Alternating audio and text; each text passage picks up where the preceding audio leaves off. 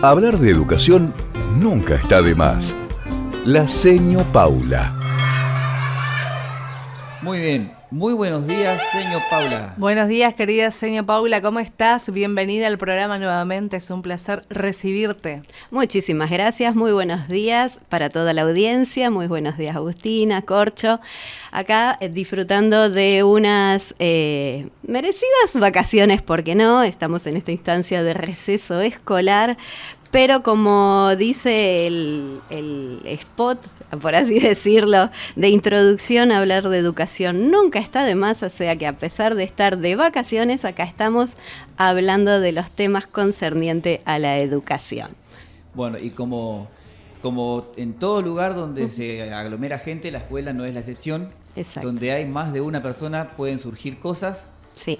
En este caso la escuela, bueno, es uno de los edificios, por llevarlo a esa categoría, que aglutinan mucha gente, en este caso pequeños, y surgen cositas. Exactamente, son instituciones donde hay un grupo de gente que, como decían muy bien usted, alumno Jorgito, suceden distintas situaciones, muchas de ellas deseables y algunas no tan deseables. Cuando hace un ratito Agustín hacía una introducción de hechos de violencia, porque ese es el tema que vamos a hablar hoy, acerca de violencia escolar, un tema que desearíamos no tener que hablarlo, pero bueno, es una realidad, existe, pasa y lo mejor que hay que hacer con estos temas es no silenciarlo. Como cualquier tema delicado, no barrerlo bajo de la alfombra, sino todo lo contrario. Exactamente, porque acá el hecho del silencio, de barrerlo debajo de la alfombra, es el cómplice número uno que hace que estas situaciones se sigan prolongando. Como usted decía, Agustina, hechos de violencia que últimamente suceden. Y yo me puse a reflexionar así un ratito, muy, muy rápidamente, en toda la historia de la humanidad, del ser humano. ¿Hubo alguna época que el ser humano no fuera violento? Y yo creo que no. Es algo con lo que hay que aprender a lidiar. Recordemos que tenemos en nuestras cargas genéticas, conductas heredadas de los primeros humanos, los cavernícolas, en los cuales la diferencia entre un ser humano, tal y como somos ahora, y un ser humano animal, no había demasiadas diferencias, y bueno, algo de estas cargas genéticas heredadas aún hoy las tenemos, y hay que aprender a conocernos como humanos y conocer sobre todo las estrategias que tenemos para lidiar y batallar con estos instintos animales que nos llevan a ser violentos, por así decirlo. Pero situaciones que a lo largo de la humanidad suceden y nuestro deseo es que en algún momento el ser humano sea menos violento de lo que es. Pero bueno, para meternos de lleno en el tema de violencia escolar. Hablar de este término es muy amplio. Hablar de violencia escolar abarca una gran cantidad de dimensiones que, bueno, intentaremos en estos pequeños minutos que tengo acortarlo y precisarlo a un aspecto en particular, que es la violencia que se genera entre los alumnos. ¿Por qué? Definamos qué es violencia. Es un acto de agresión intencional. A veces, en algunos casos, no es intencional, es instintiva. Lo vamos a ver un poquito, pero la mayoría, un poco más adelante, pero la mayoría de las veces es intencional hacia otra persona u otros, con agresiones físicas, verbales y psicológicas. Estas violencias se pueden dar entre el personal docente, entre los adultos, personal docente, personal auxiliar y los alumnos. Hoy nos vamos a detener a hablar un poquitito sobre la violencia que se genera entre los alumnos. Conviene siempre dejar bien definidos estos términos y lo que abarca para evitar sobre todo situaciones confusas, porque suele suceder muchas veces dentro del ámbito escolar que se disfrazan algunos hechos de violencias y estos generan distracciones del problema real. O sea, acudimos frente a alguna situación, a un hecho que no ha sido de violencia como tal, le ponemos ese nombre, esa categoría y se arma todo un conflicto y este conflicto lleva a que los actores involucrados estén muy concentrados en resolver este conflicto que no ha sido de violencia y pierdan de vista los conflictos reales. O sea, acá también nos tenemos que manejar de una manera muy, muy delicada porque hay muchas veces que hay acusaciones que en realidad no son tales y lo que lamentablemente ocasionan es en el distraimiento, de la distracción de las personas que están involucradas en solucionar conflictos, sea docentes, directivos, de los problemas reales. A veces acudimos con una situación que no es de gran magnitud o dimensión y nos atenemos a eso y perdemos de vista otras situaciones que pueden estar sucediendo por debajo que sí son realmente conflictivas. Por eso lo ideal sería, sobre todo para las familias, que estén perfectamente instruidas en cómo y cuándo accionar, cuándo realmente hay un acto de violencia o bullying. Vamos a hablar un poquitito acerca de eso, pero no me voy a explayar demasiado y ya les cuento por qué. Pero lo importante es que la familia tenga en claro cómo y cuándo debemos de accionar, porque la escuela siempre va a escuchar, siempre va y escucha a padres y alumnos frente a cualquier situación. Por eso es que se solicita que cuando un padre va a acudir a la escuela, si es para sacarse dudas, que sí también lo haga, acceda al diálogo con la docente, con los directivos, si se tiene una duda, que acuda. Pero si no son de características muy relevantes los hechos que suceden, que acudan a sacarse dudas, sí, pero bueno, que no sigamos prolongando y distrayendo a las personas de otras situaciones que por ahí pueden ser más complejas.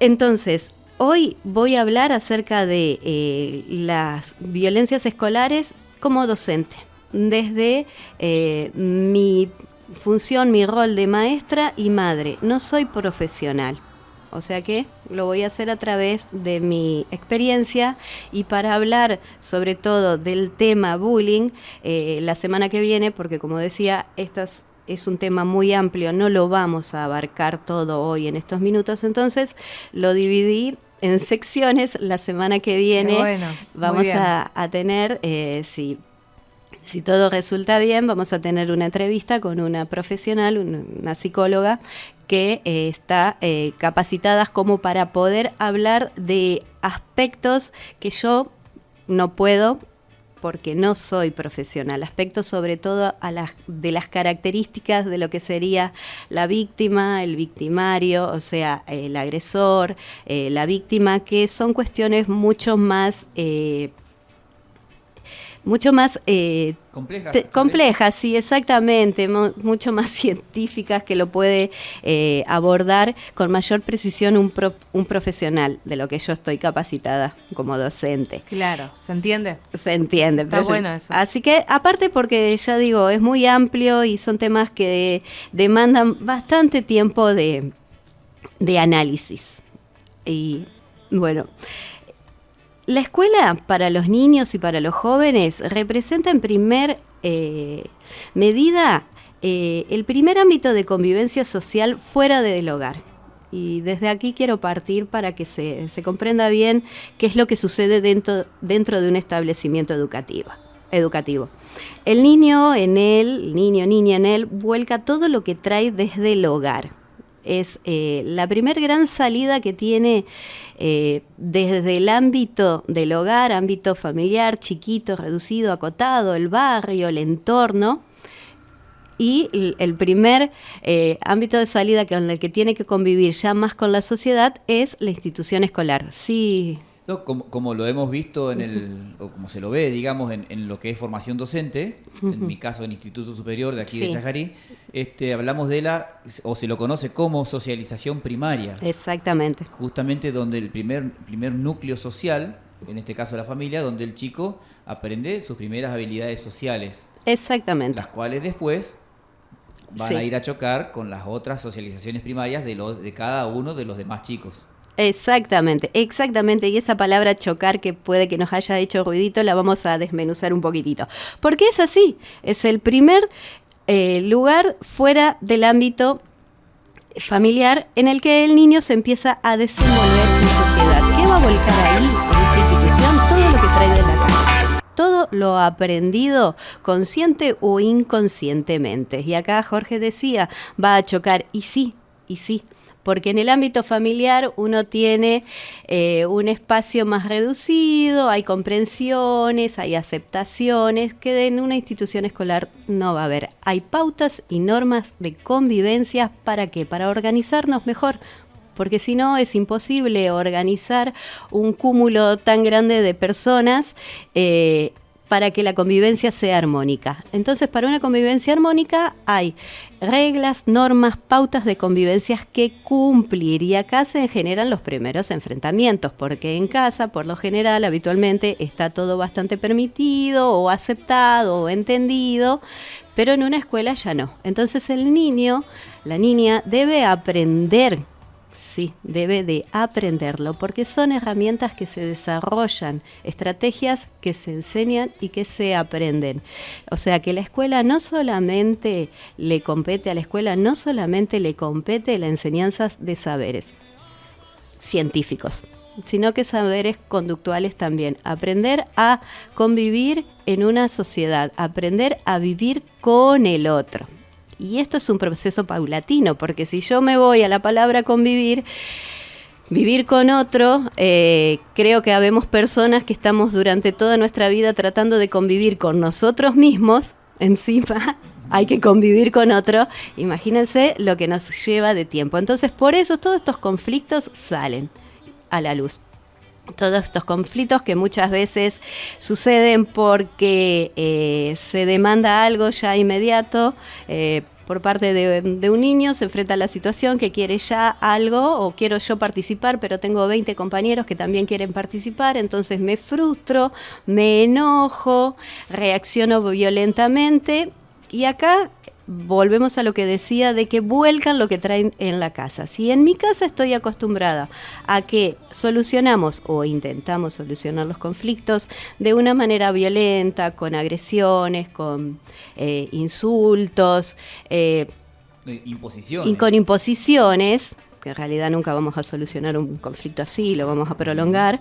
Si el niño ve que esa es su realidad, lo ve a diario en su familia, en su entorno, lo incorpora como, de alguna manera, para así decirlo, normal, habitual. Entonces, cuando va a la escuela, vuelca eso, se enfrenta a una situación de que tengo que esperar para que la seño me dé la merienda, pero yo la quiero ya y ahora.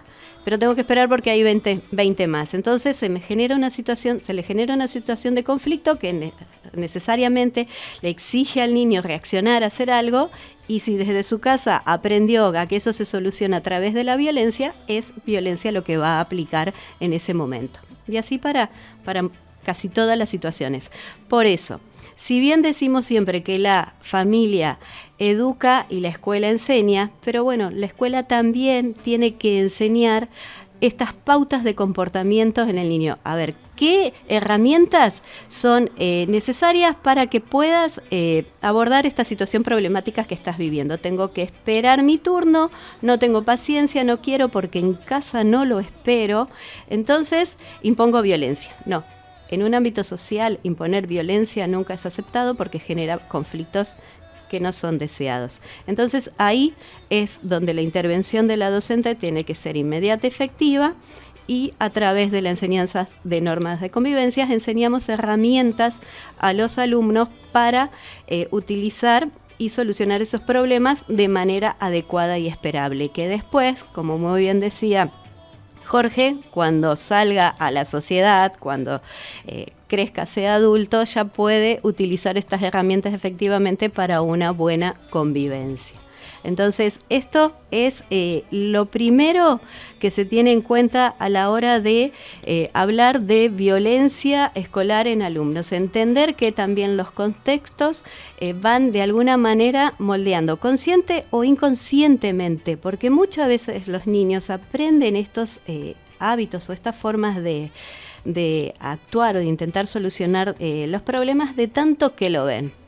Para ellos es, como decía, habitual porque lo ven a diario y el niño no puede dimensionar qué es correcto y qué no es correcto hasta cierta edad, que es ahí en las primeras infancias donde los docentes tenemos, sí, la labor junto a la familia. O sea, esto es una prolongación o debería de ser una prolongación de lo que el niño va aprendiendo en la familia. Entonces, vamos como orientando qué es lo correcto para una convivencia armónica en una sociedad y qué no es lo correcto.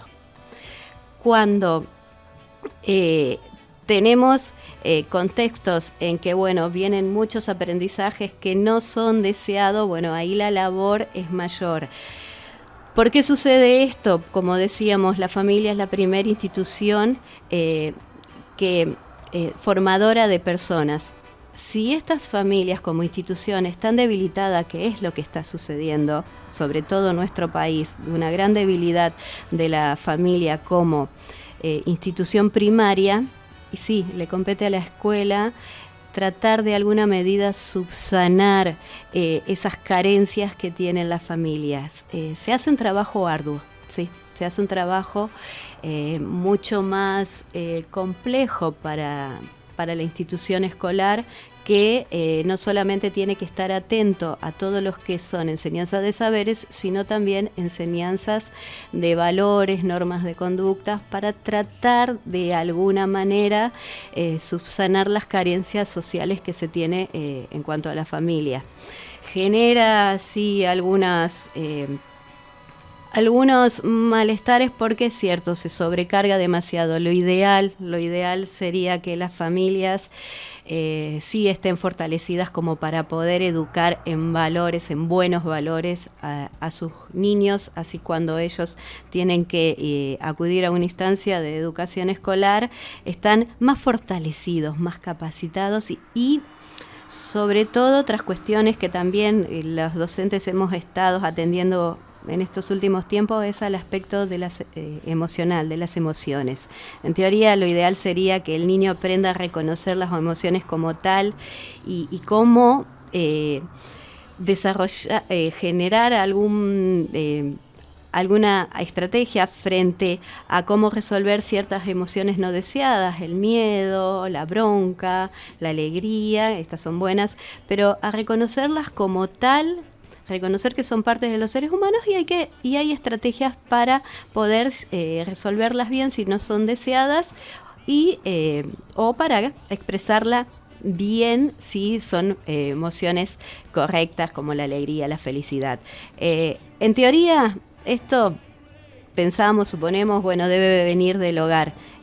Pero bueno, hay muchas, como decías, muchas carencias desde la institución familiar, sobre todo también con las emociones. Si los padres, los adultos no pueden reconocer sus propias emociones y trabajarlas, no podemos pretender nosotros que los enseñen a los niños. Entonces también acá la escuela tiene que abordar esta temática, lo incluimos dentro de nuestros currículums de estudio, no solo los hábitos de comportamiento, sino el manejo de las emociones, reconocerlas y poder manejarlas. Sí, no, quería acotar que por ahí muchas veces se pasa por alto que bueno, nuestras generaciones, digamos, por ahí la gestión de las emociones quedaba para si había tiempo, digamos. Sí. Lo importante era cumplir, digamos, un cierto mandato social, sí, / económico también, ¿no? De formarse para un trabajo o en algunos casos, tal vez la mayoría, directamente ir a trabajar. En algunos casos he tenido compañeros que a la mañana iban a la escuela y a la tarde iban a tropear animales, sí, en haciendas por aquí de la zona, ¿no? Sí, sí. Y de repente la gestión de las emociones, bueno, sí quedaba tiempo. Sí, exacto. Hoy en día ya es parte de la currícula, vuelvo al instituto, digamos, ¿no? Sí, sí. Al punto tal que la mayoría o gran porcentaje de las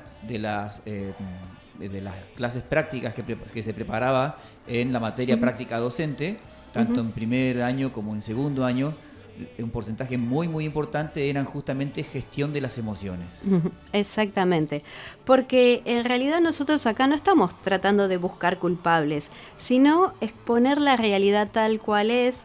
Hoy me decían, buscamos causas no culpables y causas para poder accionar. Entonces hemos visto que este tema de las emociones, que son las que desencadenan situaciones a veces no deseadas, las tenemos que abordar desde las escuelas. Bueno, volviendo también al término que surgió, bullying. Como dije, no lo voy a hablar muy exhaustivamente yo, pero sí vamos a hacer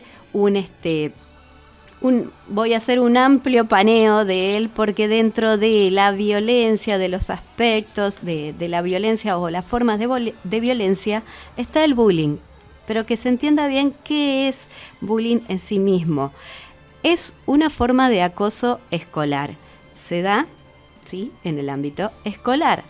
Es una forma agresiva, deliberada, totalmente consciente, y algo que es muy importante y que pido que presten atención, que se debe de dar prolongado en el tiempo. Un hecho casual, un hecho esporádico no es bullying. Bullying se da cuando es prolongado en el tiempo, ya le doy la palabra, y de una persona o un grupo de personas hacia otra u otras puntualmente. Sí, una pregunta, digamos, con sentido afirmativo tal vez, para ilustrar mejor nada más a la audiencia. O sea, tenemos lo que es violencia escolar y el acoso escolar o bullying, una rama, digamos. Una rama, exactamente, exacto. Que se da cuando esta forma de agresión o acoso hacia una persona es prolongado en el tiempo, con maltratos, insultos verbales, rechazos sociales, agresiones físicas. O sea, convertir a una persona o a un grupo de personas en el blanco del maltrato prolongado de el hostigador, el maltratador hacia, o los hostigadores, porque a veces no estamos hablando de una sola persona, no es directamente de uno a otro, a veces se da de un grupo a otro grupo. Una sola de esas cosas, puede ser la combinación de dos o también, más. También. Incluso de todas. Exactamente, pero es un maltrato prolongado en el tiempo. Como también decía, para las características o perfiles de los que son las víctimas y victimarios, no soy la persona indicada, o sea, para la víctima y el hostigador no soy yo la persona indicada para hablar, pero sí lo que puedo explayar o transmitir acerca de mi experiencia es que en realidad tanto víctima como victimario son niños, niñas, jóvenes que sufren lo mismo. Nada más que lo exponen, lo vuelcan de maneras distintas. Unos a través de la violencia y el otro a través de ponerse en el papel ponerse en el papel suena como medio cruel de mi parte, pero es así, o tomar la postura de víctima. Por lo general, a ambos grupos le pasa lo mismo. Hay carencias, hay algo que nos están queriendo decir. Carencias desde las familias, abandonos, violencia también. Muchas veces el hostigador viene con una carga muy emocional y violenta desde el hogar y necesita, como dije, todo detona en la escuela, necesita volcar eso y sí, siempre en los grupos hay alguien que es más propenso a ser blanco de todo esto por sus características emocionales. Que también sobre el final voy a hablar un poquito de cómo fortalecer esto de que los niños o jóvenes, niñas, no lleguen a ser víctimas. porque muchas veces sucede esto. Hay alguien que viene con una carga muy violenta, lo que descarga, y sí, siempre va a impactar en el más vulnerable. Eso es lo que sucede. Pero bueno, para seguir avanzando, ir redondeando y no explayarme mucho más, ¿qué no es bullying? ¿Qué no es un acto de bullying? Porque también vuelvo a repetir, sucede que muchas veces llegan acusaciones a la escuela, o los mismos niños me hacen bullying, y bueno, y hay que accionar todo un mecanismo y atender a ese planteo, y en realidad no fue un bullying como tal. Entonces, para esto tenemos que saber bien qué no es bullying. Bullying no es un chiste, una broma esporádica, no lo es. Si me corto el pelo y alguien me dice, ¡ay, qué feo que te quedó!, no es bullying siempre que sea una sola vez, esporádicamente. Contestar mal a alguien circunstancialmente. ¿Me prestás la virome? No quiero. No es bullying. Una pelea aislada en el recreo, dentro del aula, porque me tropecé, me caí, me choqué, me empujé, llegué a la fila muy rápido, me choqué, eso no es bullying. Una pelea esporádica sí es violencia, pero no es bullying. Si no es prolongado en el tiempo, no lo es. Esto es algo que hay que tener mucho ojo para los padres, sobre todo. Si el chico o chica que me gusta no gusta de mí y no accede a querer ser mi novio o novia, eso tampoco es bullying, porque acá les puedo asegurar que sobre todo cuando trabajamos con pre y adolescentes se nos generan tantos conflictos, porque sí, utilizamos la palabra bullying como despecho, sí, porque no accedió a devolverme afectuosamente el sentimiento, y entonces... Y ahí está mal, es lo incorrecto de la persona. Sí. Sí. Estaría mal aplicada la palabra, digamos. Exacto. No nos olvidemos no nos olvidemos que ya de por sí, ¿no? Cada ser humano, bueno, en su individualidad muchas veces, y con todas las cargas que hablábamos al principio de la charla, ya genera, ¿no? Cada cual sus roces, sus complicaciones y todo lo demás, todo lo que estamos hablando, y también cosas positivas, por supuesto. Ya cuando pasamos a hablar de preadolescentes o adolescentes, hay que agregarle un ingrediente fundamental en el cóctel que puede disparar para cualquier lado, que son las hormonas. Sí, empiezan esas hormonitas en esa edad, ¿no? Que tiene tantos sinónimos esa edad. Sí, no lo vamos a claro, decir. Es como que se te caiga el salero en la olla, digamos, exacto, ¿no? O sea, exacto. Los chicos ya que de por sí son efervescentes y están llenos de energías, ¿no? Sí. Que pueden canalizar para un lado, pueden canalizar para otro. Hoy estamos tratando un tema que no es muy lindo. Bueno, sí, todas esas energías canalizadas hacia un lado que no es positivo. Exacto. De repente se te volcó el salero en la olla, ¿no? Exacto. Empiezan las hormonitas de la preadolescencia y más arriba también a jugar un rol importantísimo.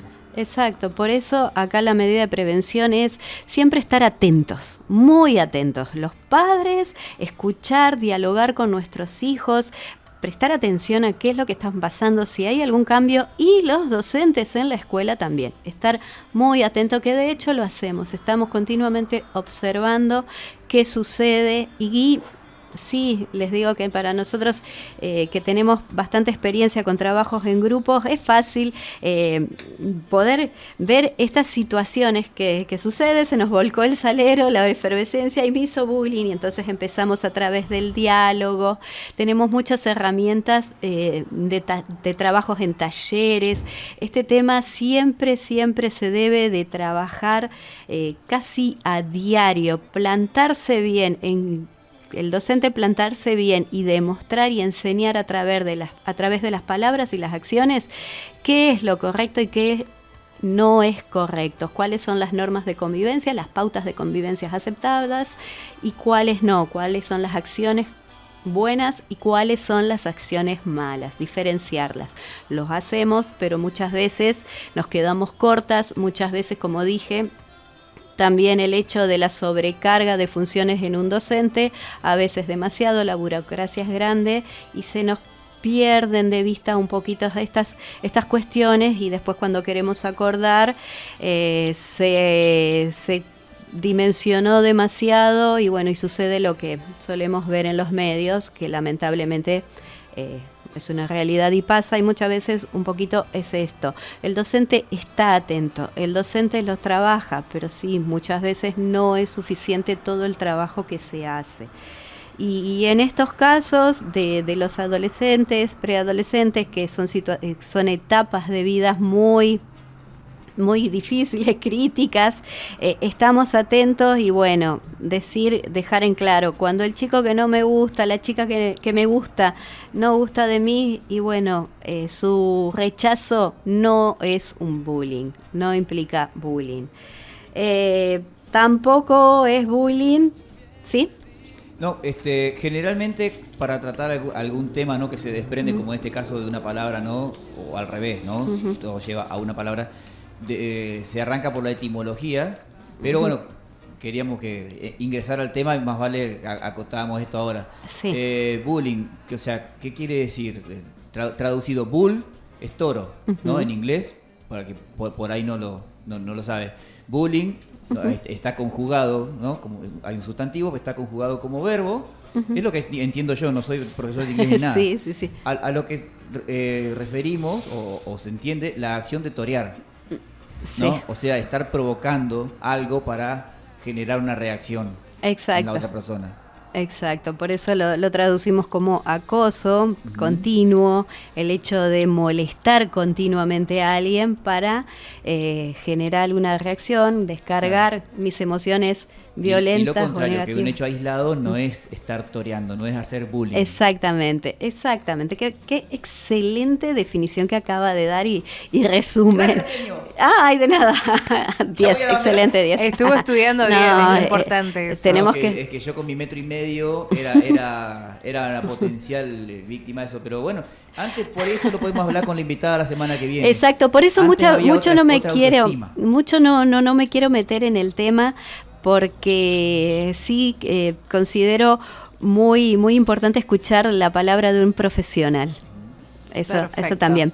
Usted dijo algo muy importante también recién con mi 1,5 metros. ¿Y por qué con mi 1,5 metros? ¿Por qué tenemos que ser víctimas los petizos del maltrato o el acoso? Sí, el acoso se da también cuando hay algún tipo de diferencias o cuando cuando somos un grupo que tenemos una norma establecida y viene alguien que consideramos distinto. Y acá es el miedo a lo distinto, el miedo a lo nuevo. Cuando no puedo manejar esa emoción del qué es lo que me despierta lo nuevo, lo distinto, y bueno, puedo caer en el error de cometer estas acciones de violencia por considerar distintos a los demás, que es algo que siempre también se trabaja desde la escuela, la inclusión, la aceptación al otro. Bueno, para ir redondeando, es muchísimo lo que tenemos para seguir hablando, porque faltan las medidas de prevención, faltan también las acciones. Como decía el flyer, daba 3 puntos. Tres puntos puntuales. 3 puntos importantísimos, puntuales, obviamente. Importantísimo, pero es imposible en este espacio poder abordarlo a todo, entonces lo dejamos para la semana que viene. Pero sí algo que quiero, a modo de conclusión, quiero transmitir sobre todo a las familias, el hecho de fortalecer la autoestima a sus hijos, fortalecerlos. ¿Cómo hacemos esto, Senio? Y transmitiéndoles seguridad, transmitiéndoles que estamos orgullosos de nuestros hijos, porque no nos olvidemos que las personas que son víctimas de bullying son niños, niñas que son vulnerables porque tienen baja autoestima, tienen poca valoración de sí mismos. Se sienten inseguros, por lo general se sienten culpables de todo. Entonces, si nosotros como padres no les transmitimos el amor hacia ellos, la atención, el acompañamiento, la escucha, esto es fundamental, importante, escuchar a nuestros hijos. Sí, señor, pero vivo reocupado, el trabajo, la casa, la economía, los problemas. Ok, pero es tu hijo, es lo más importante que tenés. y de vos depende el fortalecimiento de él. Entonces se usa mucho la palabra empoderar y me encanta usarlo, pero para estos puntos, para acá. Sí, porque se usa mucho por moda, pero sí, ni se sabe con determinación puntual qué es empoderarse. Volver ¿viste? poderoso a alguien. ¿Viste? ¿Y cómo se vuelve poderoso a alguien? Y que esa persona se entienda, se comprenda, se ame y se valore a sí mismo. ¿Y cómo podemos lograr eso en un niño? Transmitiéndole primero que nada como padre nuestra confianza, nuestro amor, nuestra seguridad y orgullo por ellos. Porque sucede que acá, como dije, es lo mismo lo que le pasa a la víctima y al victimario. Ambos necesitan la aceptación del otro y primariamente la aceptación de los padres o del grupo familiar, de su entorno. Sentirse que es querido, sentirse que es atendido y sentirse que es orgullo para los padres. Entonces, ¿vieron cómo, en resumen, es tan simple, pero tan amplio lo que esa simpleza no atendida o escasamente atendida desencadena en la vida del ser humano? Por supuesto. Y fíjese una cosa muy simple. Cuando, por ejemplo, vamos a participar en un acto escolar, ¿no? Y papá, siempre que quien puede, ¿no? Por supuesto, generalmente suele suceder, usted no me va a dejar mentir, que, por ejemplo, el público invitado, ¿no? En los actos escolares generalmente son las mamás. Sí, así es. La grandísima es una sí, realidad. Un 80-90%. Sí. Es una realidad, es un dato. Sí.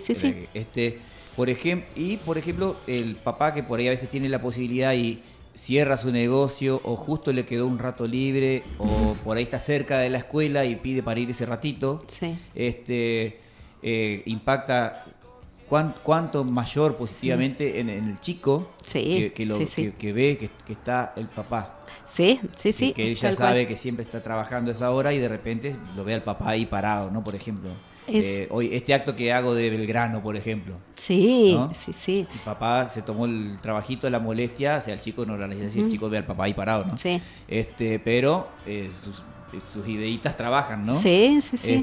Ya, mirá, papá dejó el trabajo hoy, la Por modalidad mí. que sea, ¿no? Para venir a verme que hago de Belgrano hoy. Sí, vino por mí. Yo nomás. Y es así, y esos Mirá son... lo que provoqué. Sí, y esas son cuestiones que quedan marcadas a fuego de por vida en la vida del ser humano. Pequeños por supuesto. detalles que a veces los pasamos por altos, pero que son tan valiosos en los niños y jóvenes que recién se están formando, que no hay que descuidar. También lo que les decimos, muchas veces sucede que el niño, niña víctima, el joven víctima, no cuenta por la reacción de los padres. Como dijimos, se siente culpable, entonces sabe que papá y mamá está reocupado, tiene un montón de problemas y si yo voy a contarle que estoy sufriendo bullying, va a ser más problemas para ellos. Entonces, si les decimos, uy, y ahora vos me venís con esto, y ahora lo que me espera, si frente a lo que nos está contando nuestro hijo o hija reaccionamos de esa manera, el niño va a volver a llamarse a silencio y no va a hablar, y el silencio es el peor de los enemigos en estos casos. O sea que, ojo también cuando nos cuenten nuestros hijos cómo reaccionamos y qué palabras utilizamos. Porque, como dijimos, a veces un simple gesto, una simple palabra, una simple acción puede impactar muchísimo negativa o positivamente en la vida del niño. Señor, como siempre, impecable lo suyo. Muchísimas gracias. Así que bueno, vamos a hacer una parte 2, entonces sí, la semana que viene en el micro, así con es. Una invitada profesional en el tema. ¿Tenemos el nombre? No, todavía no lo quiero dar. Bueno, está bien. No, primero hay que hacer bien la Vamos tarea. Vamos por paso. Que la competencia no caminando vaya, bien. Que la competencia no nos vaya a contactar no nos primeren el contacto. No. Primero hagamos bien los deberes, establezcamos bien la entrevista y después sí, demos nombre, porque puede surgir que en el camino el yo equipo... tengo un pensar, cuando menos se comenta y se dice, todo va mejor. Es mucho mejor, claro, porque todo en secreto se lleva mejor a cabo. Porque En realidad es un equipo interdisciplinario con el cual me contacté. Entonces, bueno, puede que la persona que va a dar la entrevista se le complique la semana que viene, entonces venga otra a reemplazarlo también por eso. O sea, el problema es de ellos, no saben quién de ellos va a venir. Hablar, No echemos culpas. Bueno, Seño, muchísimas gracias. De La verdad que nada, un muchas placer gracias como a siempre. ustedes. Muchísimas gracias a ustedes y a toda la audiencia por haber estado escuchando atentamente.